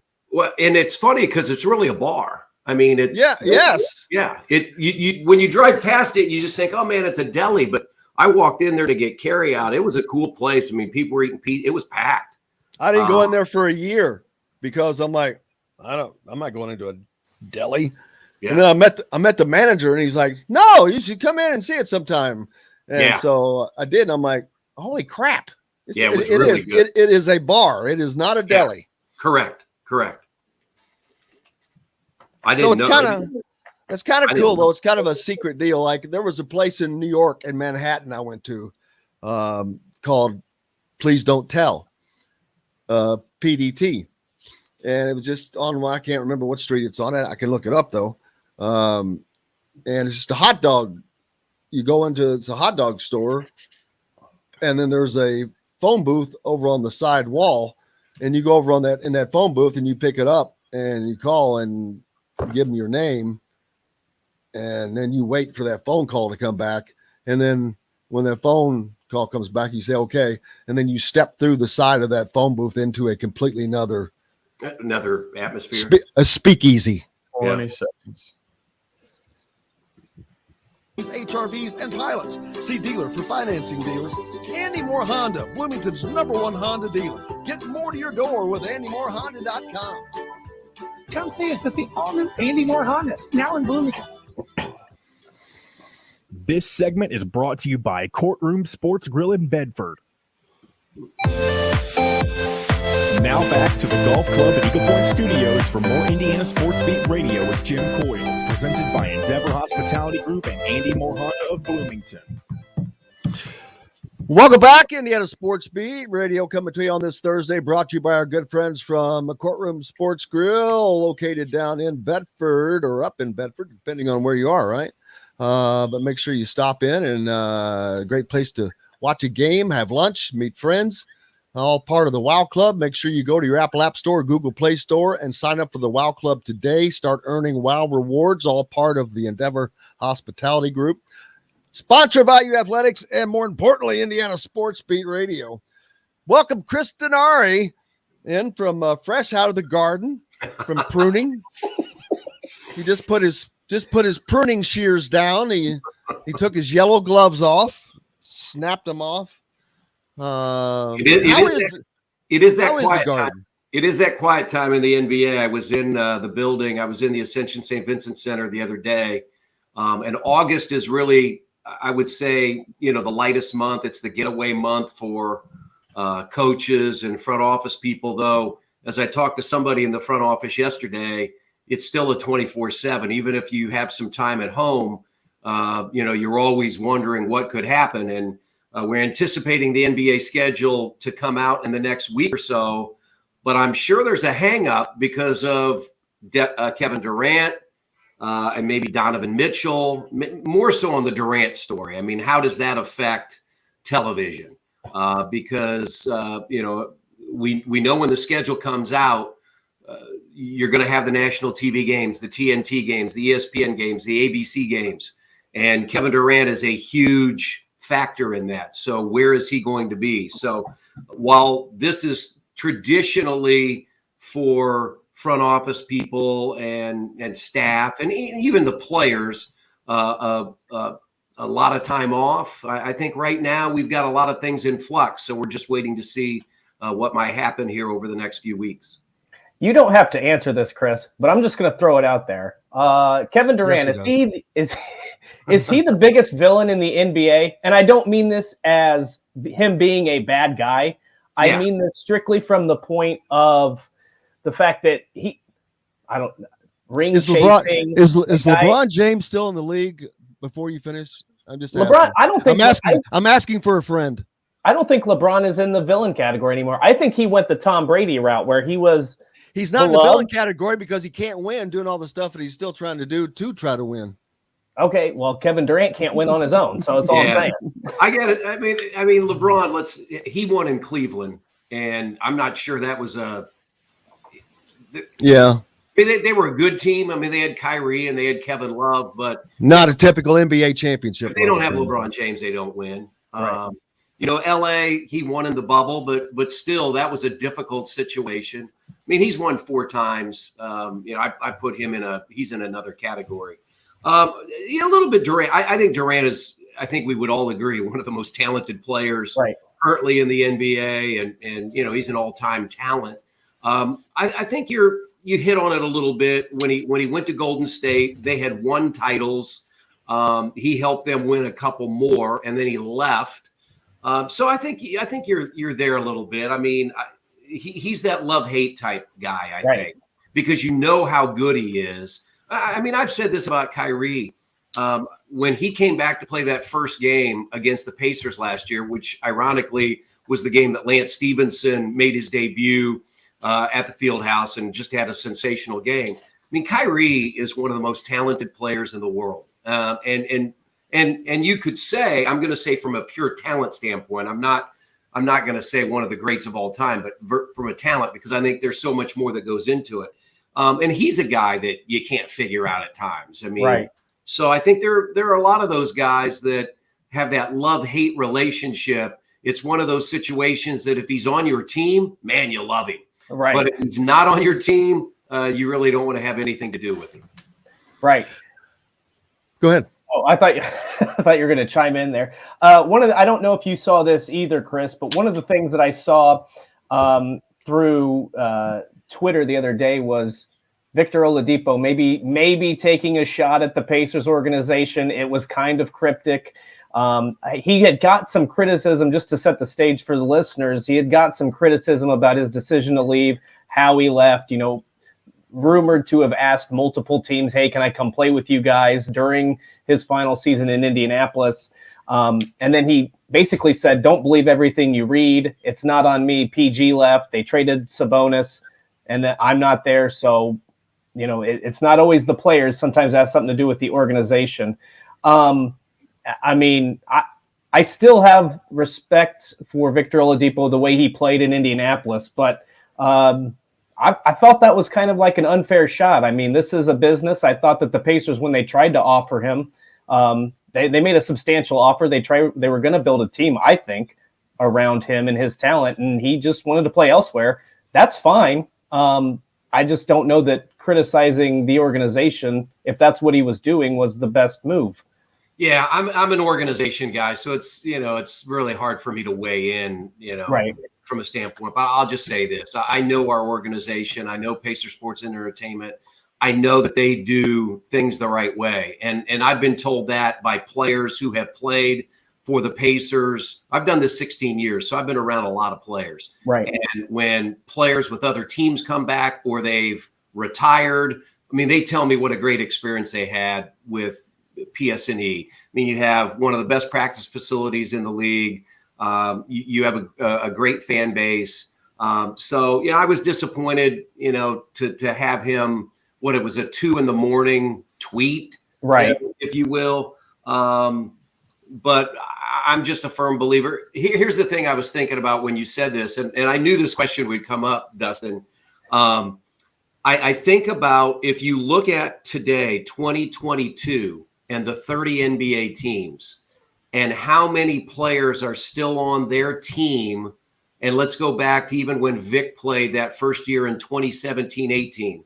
I think if you went back and looked at the rosters in 17-18 and now 22-23, I'm going to say of all 30 teams, I bet you most of those teams have anywhere from just 3 to 4 guys, maybe 5 remaining on their roster, right? So it happens, and it's unfortunate that situations occur where guys are traded. I mean, you and I talked last week. I was disappointed on a personal level for Dwayne Washington Jr. Because I really liked him and was hoping he would be a part of the Pacers. But business is business, and the Pacers used that contract to help make the pitch to get DeAndre Ayton, which I know we were all in favor of, and it cost the Pacers an opportunity then to have Dwayne, and he went off to sign another deal. So I mean, it's I hated to read that, but I can tell you, on the inside, having been around the organization as long as I've been, I mean, they do things the right way. They treat their players well, and we'll just go from there. To that point, I always think back to, and some of this is a little dated, but Reggie Miller chose to spend his entire career with the Indiana Pacers. Jermaine O'Neal, when he left and was playing for Golden State, I don't know if it was on Twitter, I don't remember if it was on an interview or what it was, but I remember him specifically saying, my dream is that Golden State and Indiana are in the NBA Finals and we play each other. Lance Stevenson talked about it, it was probably a mistake for me to leave Indianapolis. More recently, Jalen Smith probably had an opportunity to make more money, decides he wants to stick around Indiana. So when I read that kind of stuff, I'm not saying the organization never does anything wrong, or players, like I said, it's a business. Players can get upset. I totally understand that. But to your point, I think by and large, the organization has done things the right way. People like playing for the Pacers. People like living in the city of Indianapolis, at least during the season. That's why I felt like it was an unfair shot, because I understand there might be some frustrations there, but you got a long history of people being really happy to play for the Pacers, wanting to come back, wanting to have, I see all kinds of former players always outside the building, especially during the playoffs. Rick Smits, Derek McKee, so many players. That's the thing. Maybe it's too personal for me, but I'm with you on the organization side. Well, I say this, David West signed that free agent contract and was a big reason the Pacers had those 3 really good years, right? Right. Eastern Conference semis and then 2 appearances in the Eastern Conference Finals. And when the Pacers were able to make that deal a number of years ago to get TJ Warren from Phoenix, TJ is an NC State guy, a Carolina guy, has been around David West his entire life. David West was right there to say, hey, you are going to a great place. I truly enjoyed my time with the Pacers. And this is a guy that left, after those years and went to Golden State and won a title. But he still had fond memories of the Indiana Pacers. So, I mean, it's, there's so much that goes into it. A number of these guys, they have people around them that can create issues as well. But it is what it is. And, Victor's now in Miami. It's a place that he wanted to be. I think we're all happy that he's healthy. I mean, as I've said, I've made so many acquaintances through the NBA over the years, guys that are with other teams. I want them to do well. I just don't want them to do well when they're playing against the Pacers. Completely agree. Yeah, that's what you always want. That's how you keep relationships going. And but this is like I saw something. Somebody posted something a while back after the NBA Finals. Maybe it was Draymond Green and somebody who had just been going at each other during that series, and then afterwards they were like, hugging, and it was a reporter, and he's like, I don't get this, and it's like, and basically everybody that responded, reporters, whatever, was like, well, dude, obviously you've never been an athlete. Right.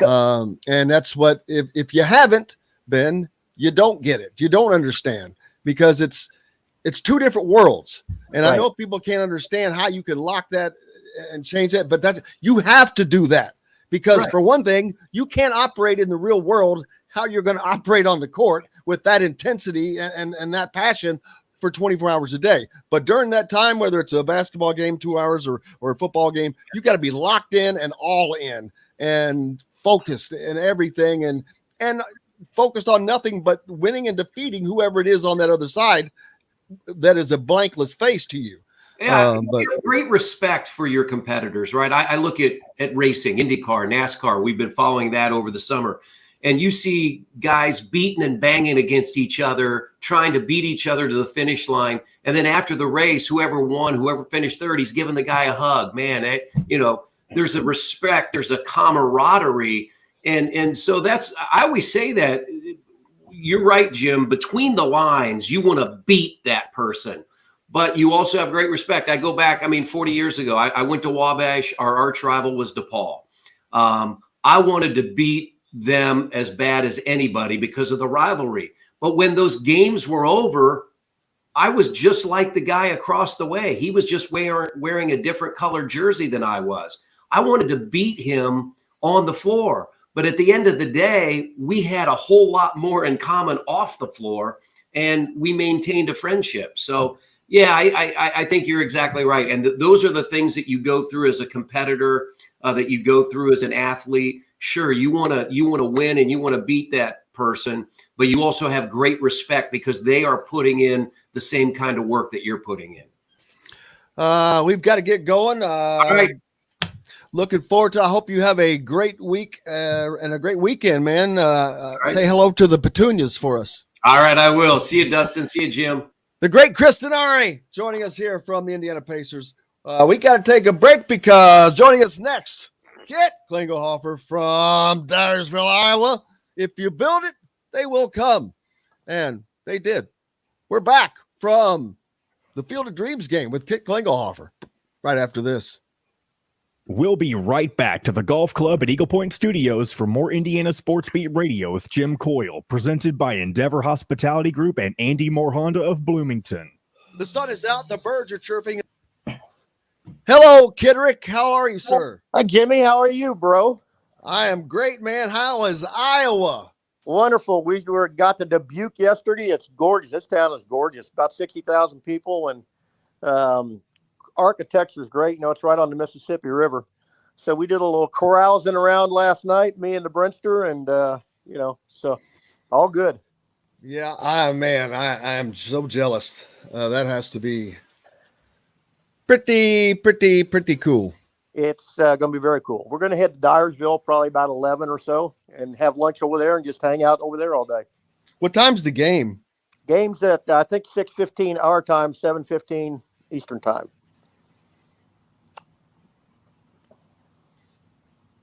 Who's pitching for the Reds? Lodolo. I don't know who is pitching for the Cubs. I can tell you who isn't pitching for the Reds. Luis Castillo or Tyler Malley. He isn't going to make it tonight either. Jeez, man. Hey, get that house up there. It's cool. How have they won as much as they have won? Because actually until those two pitchers left, and actually since they left, their starting pitcher was, Lodolo's pitched well, Ashcraft has pitched well. They got a couple other decent starts because, their lineup, they got a lot of basically minor leaguers or reserve players in their lineup almost every day with Stevenson being out and whatever. Who? Drew Smiley. Drew Smiley is pitching for the Cubs.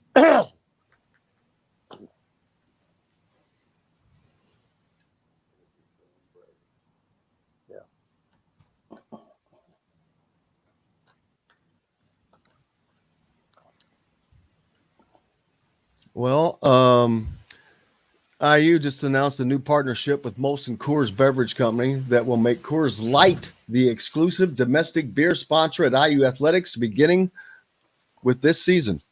I'm loving that. Versus So, Budweiser. no more. I'm loving that, or whatever we had in there. Yeah, you got my brand now. I thought had a hand in that deal, Coyle, just so you know. I thought it was Upland. It was Upland doing it before. But they sold Bud products inside the stadium. Oh. So is it still Upland or is it Coors, period? It's probably not Upland anymore. That deal must have gone out. If they signed that one. See dealer for financing deals. Andy Moore Honda, Bloomington's #1 Honda dealer. Get more to your door with AndyMooreHonda.com. Come see us at the all-new Andy Moore Honda, now in Bloomington. This segment is brought to you by Reynolds Family Dentistry in Sellersburg. Now back to the Golf Club at Eagle Point Studios for more Indiana Sports Beat Radio with Jim Coyle, presented by Endeavor Hospitality Group and Andy Moore Honda of Bloomington. Welcome back. Indiana Sports Beat Radio coming to you on this Thursday, and it is a gorgeous Thursday, probably what it looks like in Dyersville, Iowa, the site of the Field of Dreams game. Before I forget, our last segment I failed to mention, brought to you by BB's Market, your local meat shop, caterer, no matter where you live. Visit bbsmarket.com. Also, Reynolds Family Dentistry, where I was yesterday, getting my championship smile back on with Dr. J, taking care of us for that. Joined now by Kit Klingelhofer, the former SID for IU, when he was the SID. Now there's specialized. Every sport has its own. He did everything. He was for Bob Knight, for Bill Mallory. First of all, how did you manage to do all that, Kit, back then? Now they've got one for every single sport, man. Well, it sometimes it wasn't easy. You were underpaid. Well, when I first started at IU in 1970, full time, IU only had 9 sports, and we didn't have soccer yet, didn't have any women's sports yet, and in the office was Tom Miller, who was the director, myself, our secretary, and 1 student assistant. And obviously, when we started adding sports, we started adding more people. And where we have been blessed, where we were really blessed down through the years. When I left, I had 3 full-time assistants, excuse me.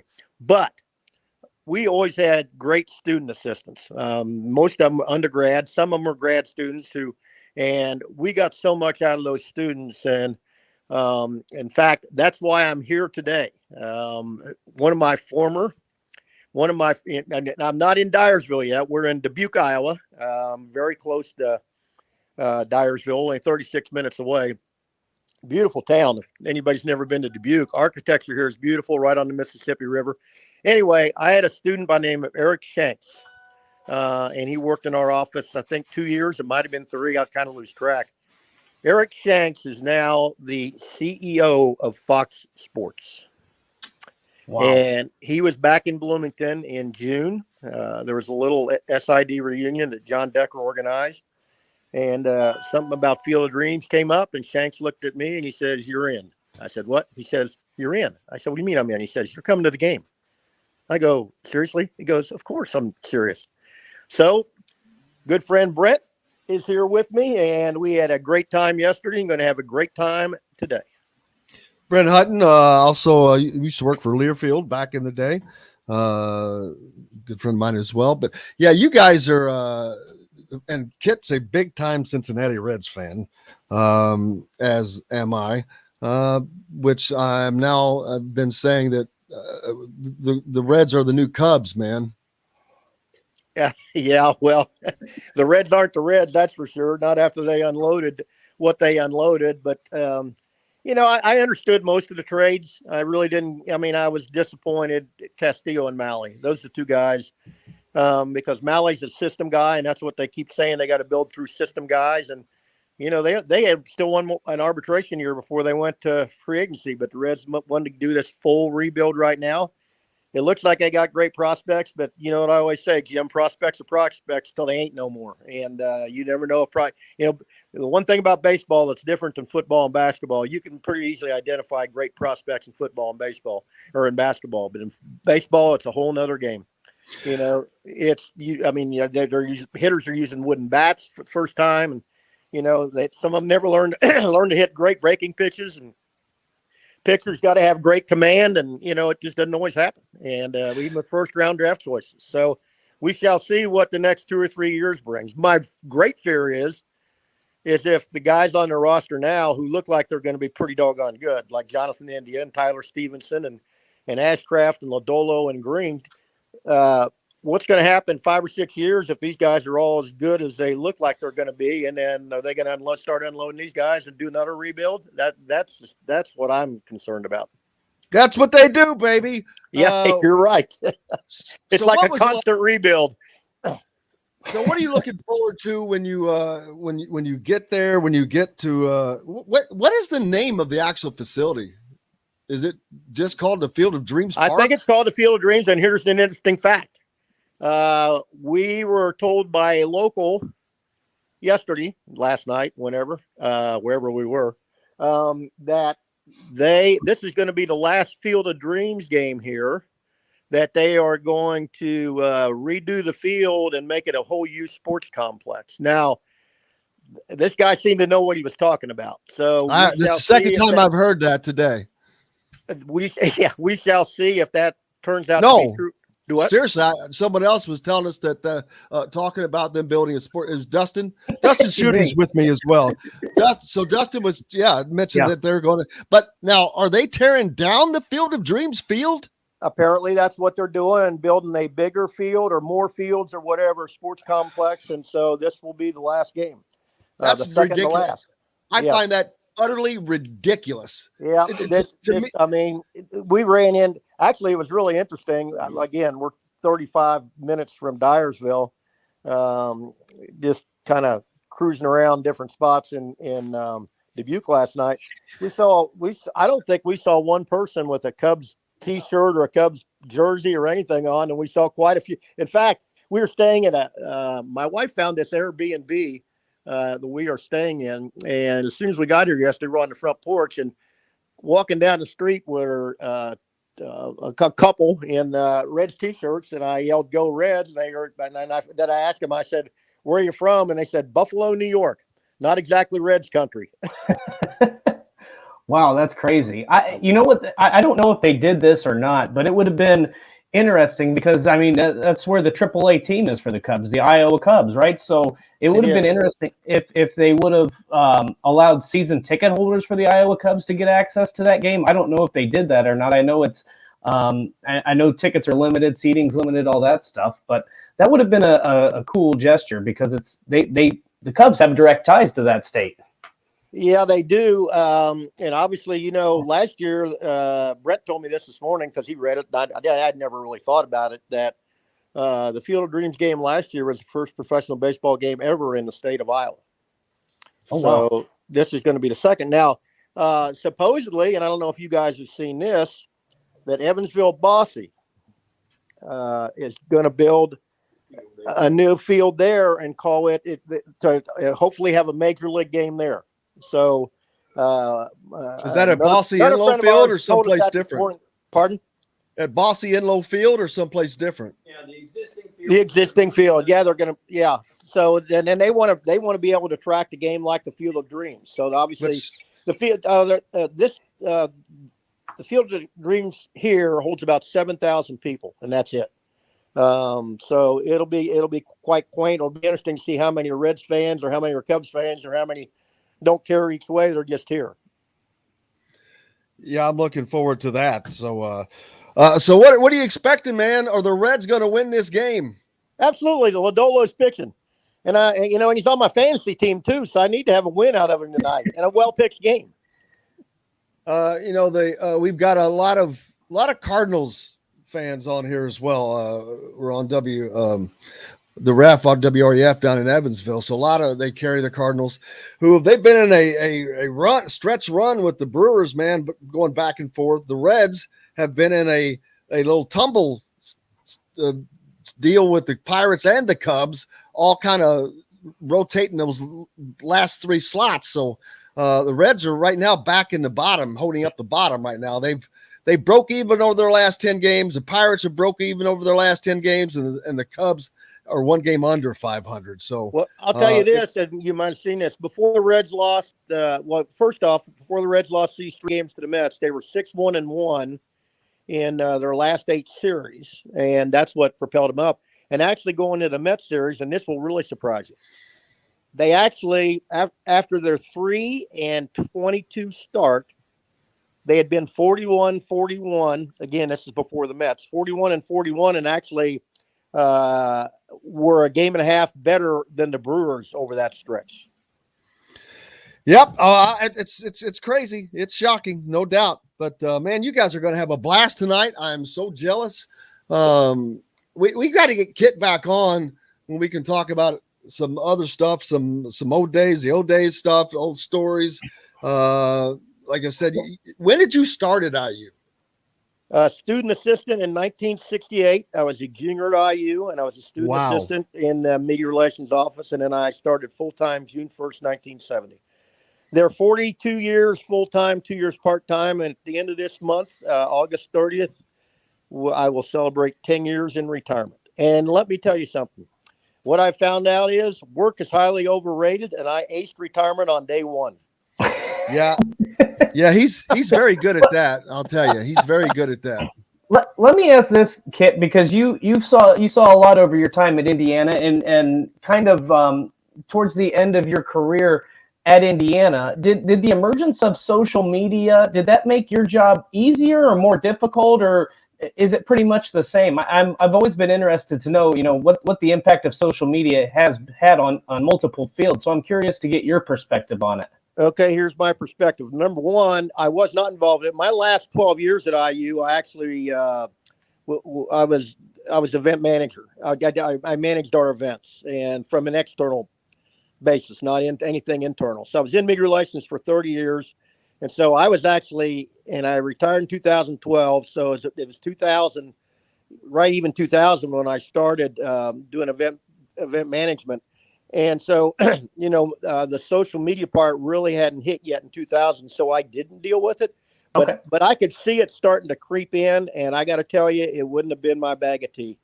I'm a guy who liked to build personal relationships, and even as I was, toward the end of my SID career, we weren't talking to people on the phone as much as we used to. Right. And I really missed that, and I could have never.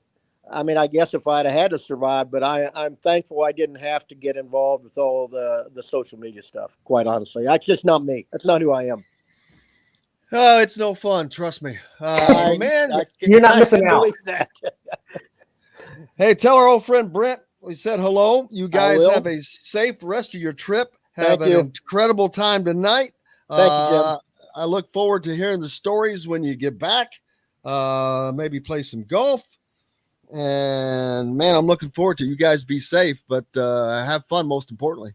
Hey, thanks. We will. I guarantee that. So you guys have a great day too. You bet. Kit Klingelhofer joining us from Dyersville, Iowa, site of the Field of Dreams game, former IUSID. He is out there to enjoy the Reds and the Cubs, baby. I should have asked him what the weather was like, but I can look and find out. But I'm just gonna think that's nice. So Forrest says Dubuque has a nice casino. So there's that. There you go. Is this real? Yes, it did. Yes. A Bud Light truck has crashed on. That was yesterday. I think it was yesterday. On I-7, is it Interstate 71? I don't know I don't know exactly where it was. I can't tell you. It goes from Louisville up towards Ohio, but I don't remember where it was, but it did overturn. There were hundreds of cans of Bud Light in the ditch. I assume. I mean, it broke all the packaging. I assume now it was just run up and get some Bud Lights. Bud Latte. You can because they can't sell that stuff. Right. That's what I'm saying. Yeah, it has to go. But I think that driver deserved one after having that after having to go through that. My buddy Brent says Bossy Field, $2 million in private contributions to move the dugouts away from home plate to get Major League Baseball games. That was also the site of the There's No Crying in Baseball League of Their Own. Right. That's what I thought too, and that would be a pretty cool draw for sure. There's down in Huntington, Indiana, there's another stadium they built just for that game or that movie that's still there, and I think a minor league team plays there. In Huntington? I think it's Huntingburg, Indiana. Okay. Either way, man, another great one. Fun as it can be. Big thanks to Matt Taylor, to Chris Denari, to Rick Bozich, to Klingelhoffer, Dustin Schutte, Joe, the producer, who is behind the controls today, high atop the tower at Hole 18, the golf club at Eagle Point Studios. And we're back tomorrow to do it again, man. I can't wait. Alec Lasley, Zach Osterman. I don't know who's the later guest, whether it's Mitchell or Jeffrey the Greek, but we'll sure find out. I hope you guys go out and have yourselves a great day. Looking forward to it. We do get to talk to the quarterbacks tomorrow. That won't be until after the show, but we'll have that. So go out and have yourselves a great day. I can't thank you enough. Until tomorrow, I'm Jim Coyle. I will see you on the radio. Thanks for listening to Indiana Sports Beat Radio. Be sure to subscribe to our YouTube page for more clips and team coverage of Indiana basketball, football, and more. You can also find full episodes and tons of other content on thehoosier.com. We'll see you next time for another edition of Indiana Sports Beat Radio.